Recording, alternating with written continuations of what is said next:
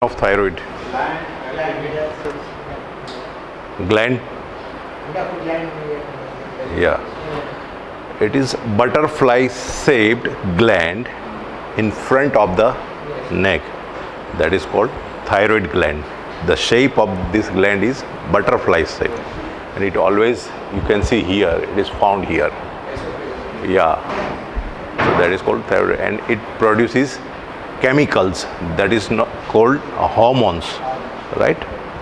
So today's topic is thyroid disorders and its management. Now, disorders of thyroid usually seen after diabetes mellitus. It's the second commonest disease in hospital. You can see after diabetes, this thyroid is always there. This is iodine deficiency disorders, correct? So if you have less iodine, less consumption of iodine, then you can develop these disorders at any age.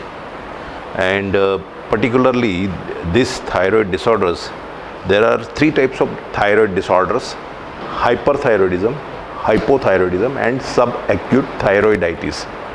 But usually we see in practice hyper and hypo, both type. There is no particular description in Ayurvedic classic or textbook under this title of this thyroid.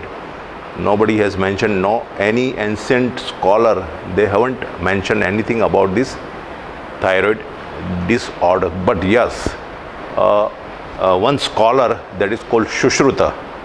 Sushruta was a great scholar in ancient times. He has suggested this Galganda, but some symptoms are different. Galgand means that swelling. That is called swelling. He has mentioned, yeah, this Galgand. This is mentioned in, yeah, this is mentioned in Sushrut Samhita, that is ancient textbook of surgery. Sushrut Samhita is ancient, and that Sushrut has mentioned this Galgand, that is called Shoth, swelling. And this is the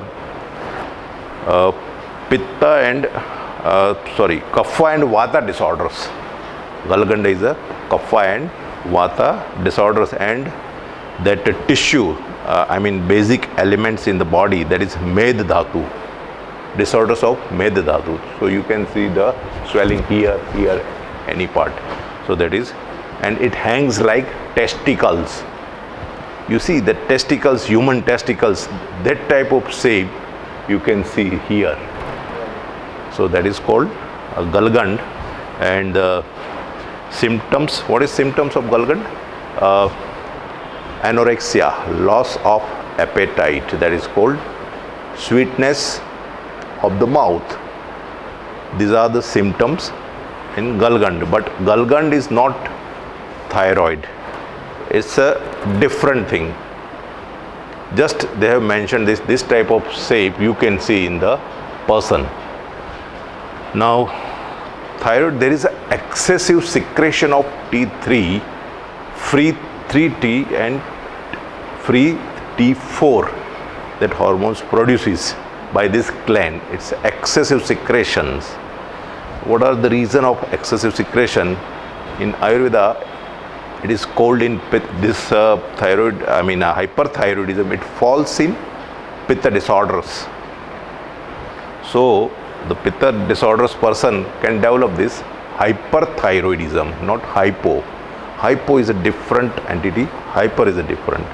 So here you can see that thyroid, and this is in the human anatomy, this is the largest endocrinal gland. There are so many glands, pituitary, adrenalines, but thyroid gland is the largest gland. So you can see that anatomically what is the importance of this thyroid gland. So now how we can correlate with our Ayurvedic science, because in modern medicines, see thyroid, you can see that some grave disease, toxic multinodular goiter, and excessive thyroxine syndrome, that is correlated with hypothyroidism, hyperthyroidism. These are the all different disorders with hyperthyroidism in the modern science. So here gallgland is a different, hyperthyroidism is different, but some correlation is there, that is mentioned particular word in Ayurveda about this hyperthyroidism, not hypothyroidism, but hyperthyroidism. There is particular word they have mentioned that some symptoms are related with this hyperthyroidism. So now here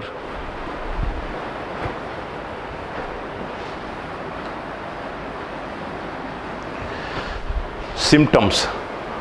What are the symptoms of this?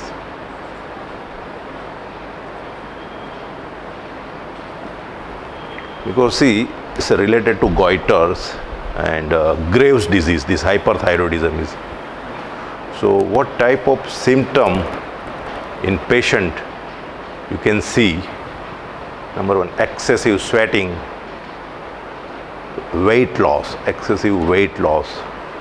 These are the symptoms you can see in the patient. And fear, restlessness, anxiety, these are the symptoms you can see in hyperthyroidism, because it's a aggravation of pitta. So pitta produces all type of sweatings, fears, and all the fevers, everything is there. So here are the symptoms.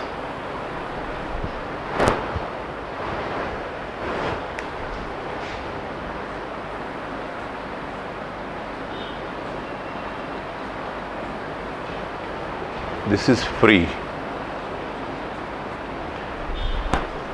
T3, T4, TSH, that if you check in laboratory, you will see this maximum production of this T3 and T4 would be there. So you can diagnose according to your symptoms, because a lot of patients have the type of complaint that I am feeling some nervousness, some anxieties.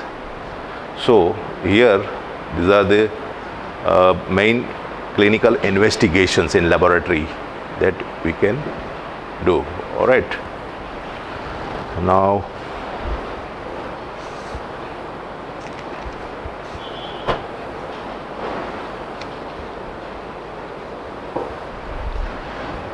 sometimes you can see this type of tremors.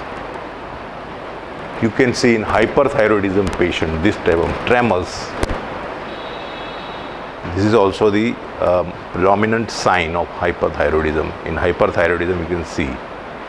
Now, according to Ayurvedic point of view, how we can correlate with the hyperthyroidism with that particular name they have given in Ayurvedic textbook, this hyperthyroidism.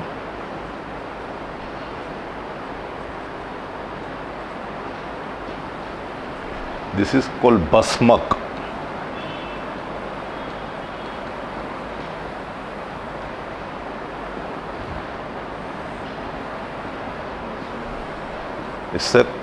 This is correlated.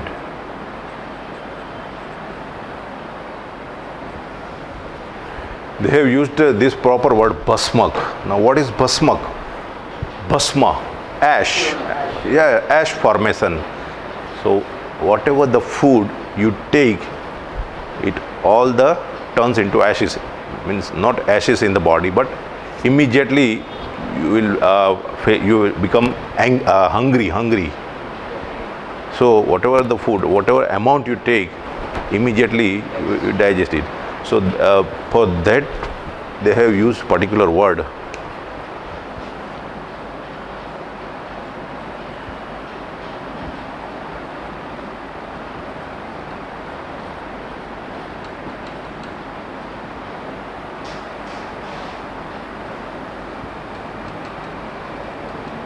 Perverted metabolism, digestion. And in Ayurvedic terminology, this word is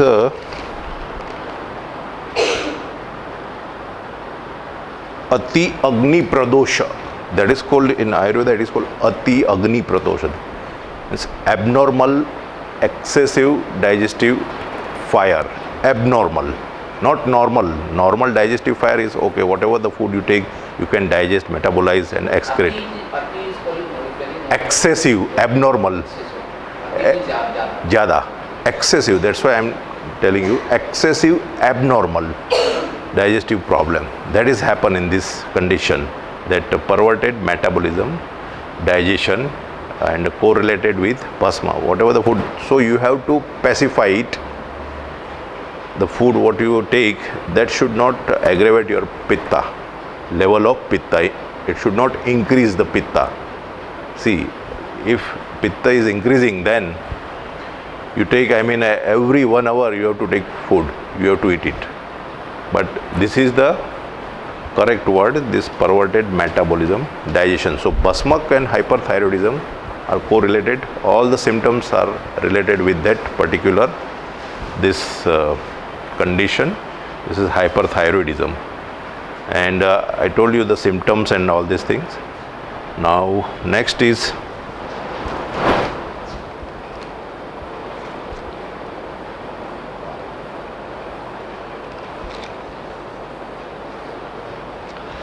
there are some in obese patient you check this BMI. Yeah, same here you can check basal metabolic rate. Basal metabolic rate, that what is the level of your metabolism that that increases here in this particular hyperthyroidism patient. Is basal metabolic rate is always increasing. So now what we have to do, how to control this situation and bring down to normal level hyperthyroidism, is because excess is always dangerous. How many times you will consume the food in a day? See, when you become off and on hungry, and this situation occurs, perverted metabolism, digestion, then it's a problem. There are certain herbs which pacifies all the symptoms, mental, physical, but particularly Jatamansi is a herb. That Jatamansi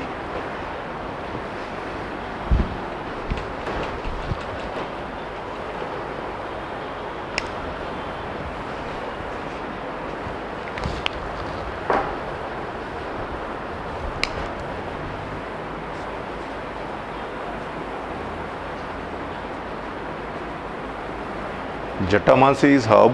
This is plain herb. This Brahmi is herb. Shilajit is there. And last is Kanchnar. See, 1, 2 and 3, Jatamansi, Brahmi, Shilajit, and Kanchnar. But Shilajit is not herb. That is a yeah, you can tell it's black bitumen or asphalt, or that from rock it comes out, this Shilajit, Shila. But Jatamansi, Brahmi, this is plain herbs. Kanchnar, this is available in the market. Plain in the powder form and in the capsule form, in the tablet form. This is available at Ayurvedic shop. These plain herbs are available. You can use and you can minimize the effect of that thyroid level.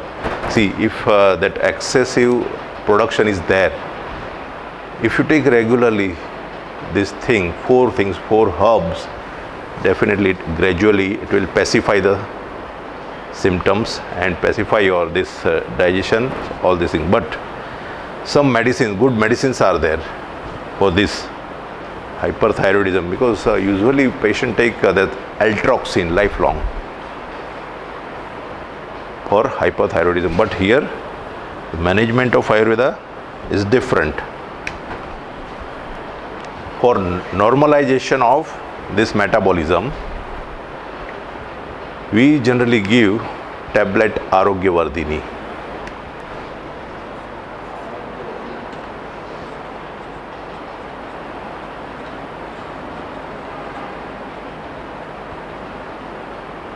tablet Arogyavardhini. This is herbo mineral preparation Arogyavardhini.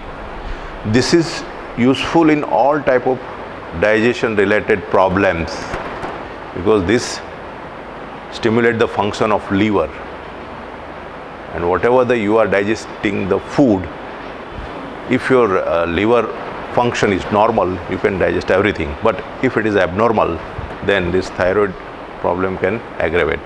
So Arogyavardhini tablet is available in the market, 2 tablets 3 times a day, Arogyavardhini.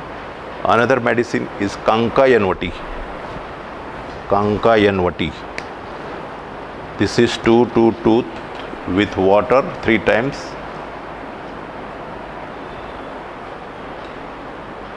This is Kankayanvati.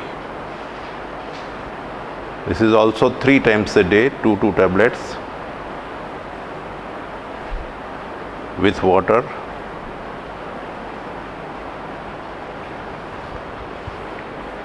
These are the, good medicine for hyperthyroidism, Arogyavardhini, Kankayanvati. Along with that, you can take some this. This is the product's name, Shilajitwadi Loh. Shilajitwadi Loh. This is also available in tablet form.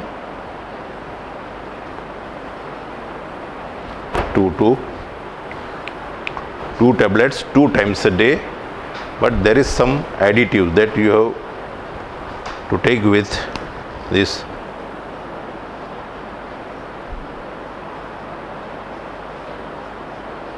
This is Pipalyasau, and it's 15 ml 3 times a day. This is the combination for hyperthyroidism patients.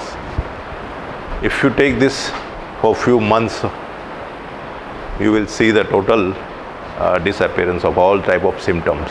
Your thyroid level will become normal gradually. Your metabolism, digestions, everything would be in normal position. So these are the management, Ayurvedic management of hyperthyroidism, not hypo. This is hyperthyroidism, and all the symptoms are related with Pasmak. Pasmak is a disease which they have mentioned in Ayurvedic classic, Ayurvedic textbook. Pasmak. Now, next is hypothyroidism. This is hyper. What about hypo?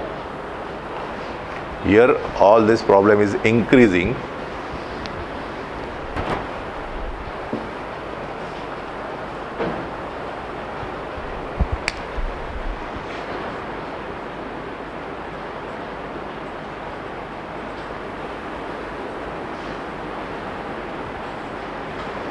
Now here decreasing of free T3, free T4 and TSH.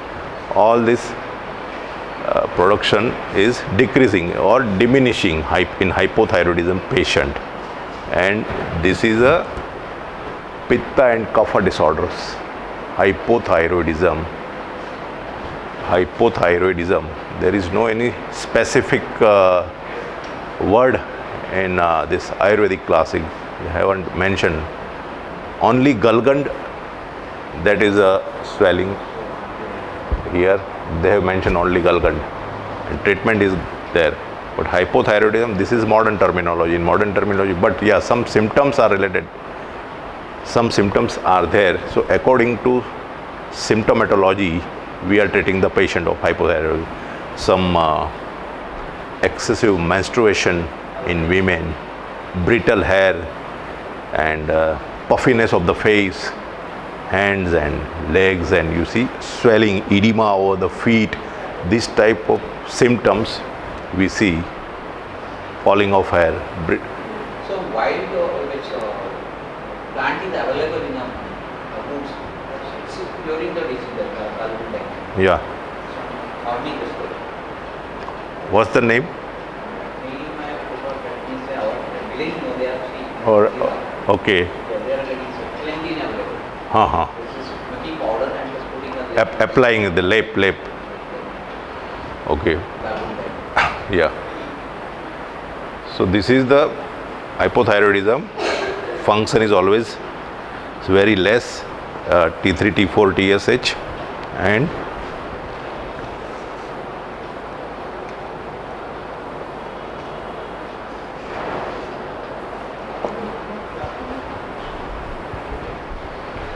what is the psychological symptoms of this hypothyroidism?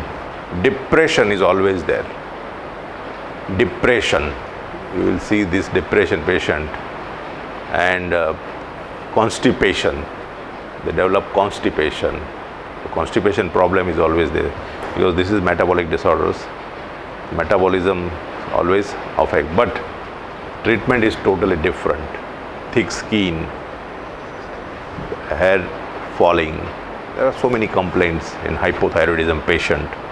It's not easily treatable. See, it's a longer duration treatment. Ayurvedic treatment is longer duration. It's not short-term treatment. See, patients are taking the Thyronorm tablet. When they come to my consulting room, they always say, I am taking this tablet, Thyronorm.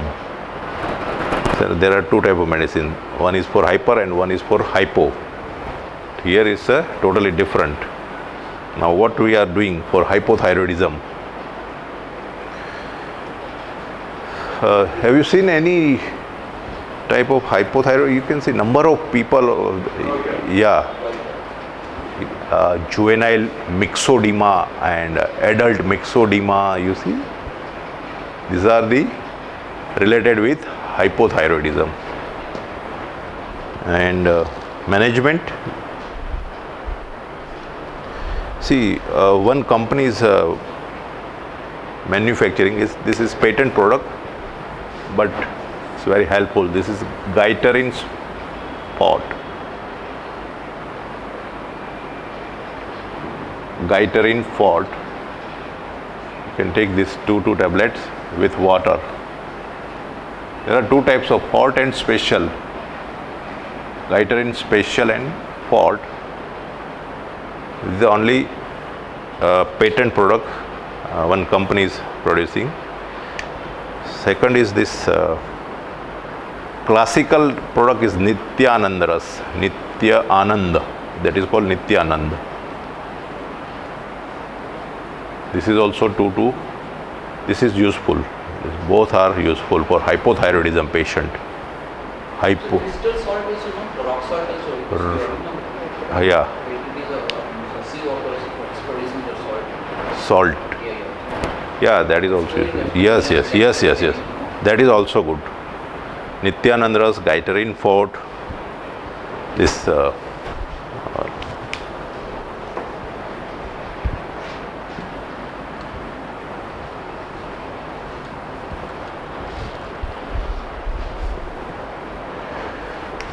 you can have some this ashwagandha ist also. This is also good preparation.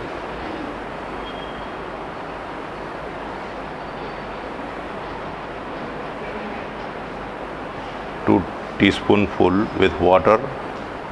Ashwagandha ist available in the market. Ashwagandha ist. Kanchinar Guggul is also good. That Kanchinar, I mentioned that Kanchinar, it is available in Google preparation, Kanchinar Guggulu, that you can take two tablets 3 times in a day, and this particular product, it contains Kanchinar, this product. There are Silajit is there, Kanchinar is there, so many herbs are there in this product, Gaiterin. Nityanand, that decreases the swelling and that puffiness of the face. You see swelling or edema, particularly we see here in the feet, that also decreases. Yes, ankle joint, that. Ashwagandha ist. Mahayograj Google is, you can use Mahayograj Google.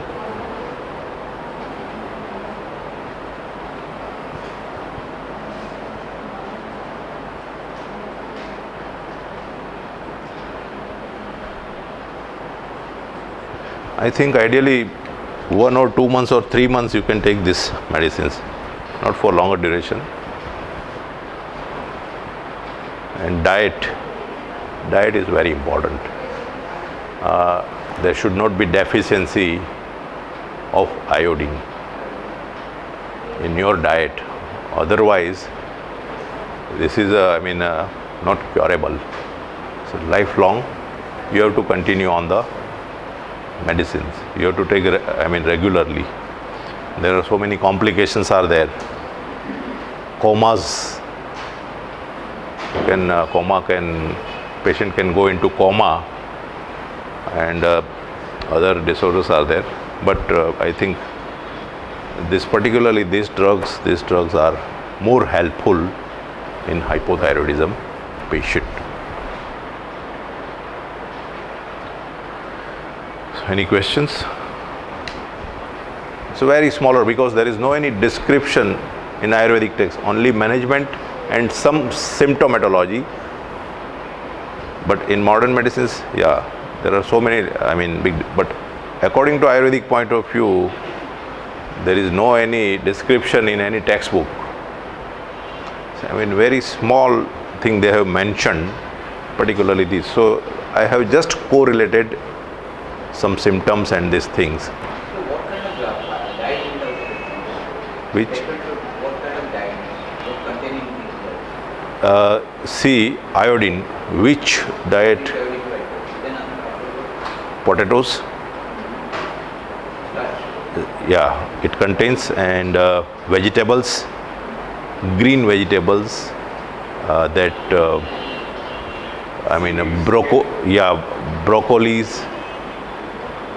broccoli and other, that you see that all the Western, imported vegetables, broccoli and that lettuce, other so many green leafy vegetables, spinach and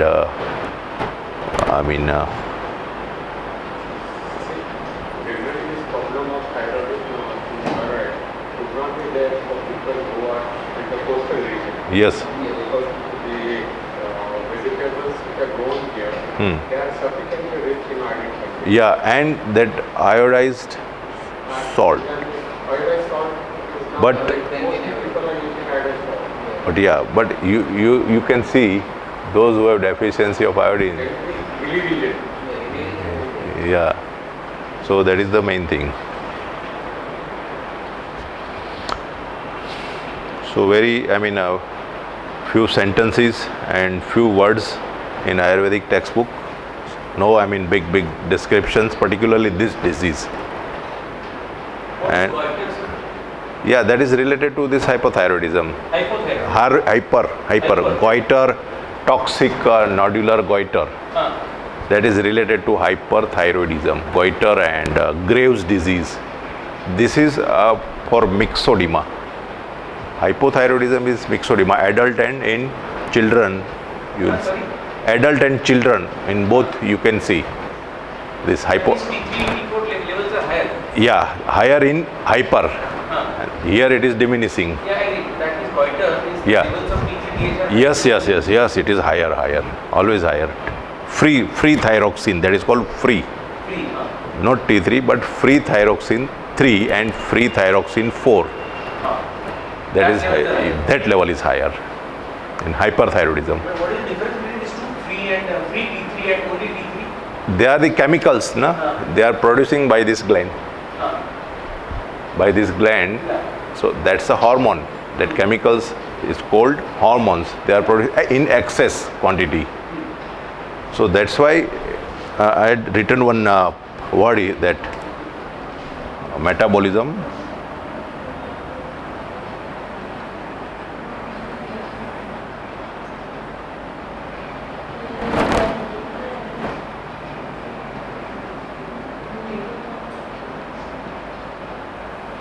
This is called abnormal, excessive digestive fire. This is called Agni. Digestive fire, that is called Agni. Here, that is here. Whatever the food we are taking, it digests. But in normal person, it's normal. But This is abnormal in hyperthyroidism. In hyperthyroidism, this is abnormal excessive digestive. What is the difference between free T3 and only T3? Free? Free T3 is one factor, right? Free T3. That's what you said. Hyperthyroidism, the free T3 levels are higher, or T4 levels are also higher. Free T4 levels are higher. But normal T3 is also different. No? Yeah, that is different. That is different. What is the difference between these two? See, normal, you can say this is free and that is not normal.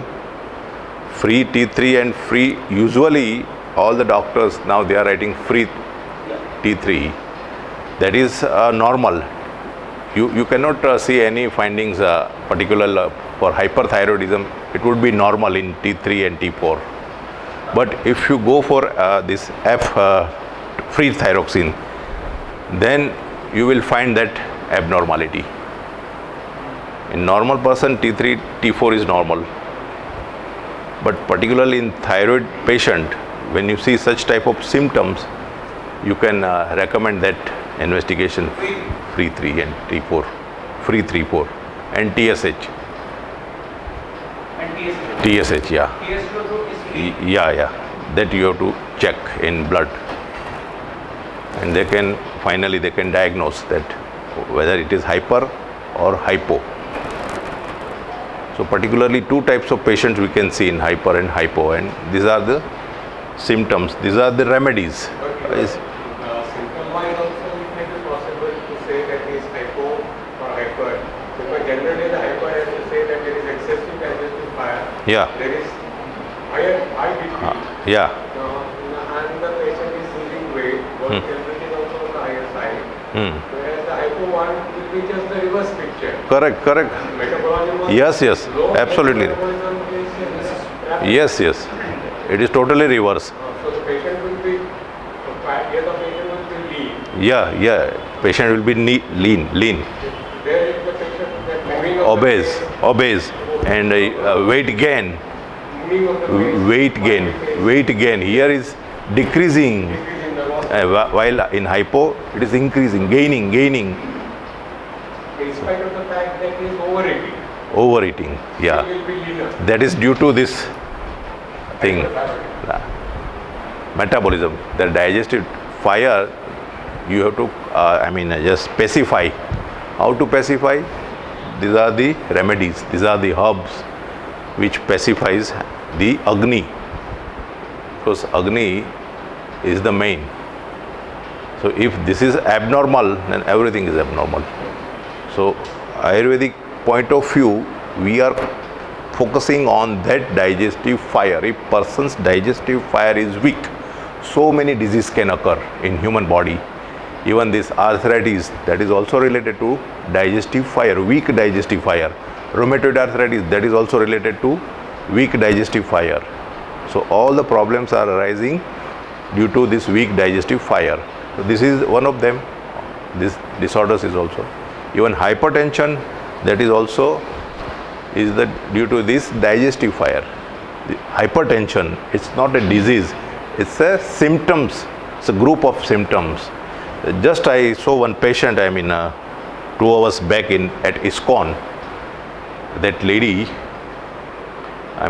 she's a sannyasi, and I just check her blood pressure, and I said 140/90. And then I was just contemplating that she must have hyperacidity problem in the past. And later on, she told me that 3-4 years back, I had developed this hyperacidity. So hyperacidity and hypertension is correlated.